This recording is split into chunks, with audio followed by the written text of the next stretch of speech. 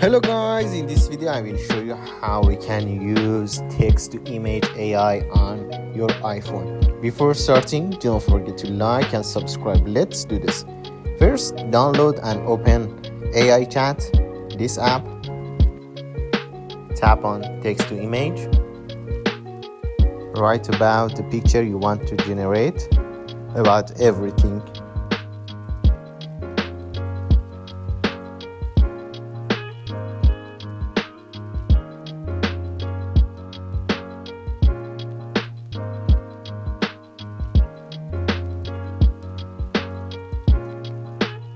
Or you can use this ready sample.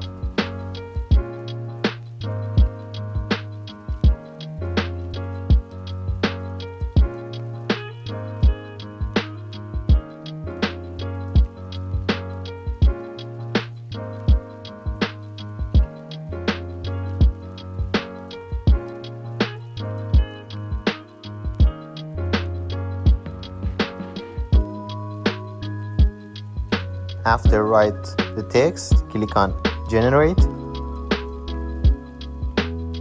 As you can see, your picture is ready. You can download it.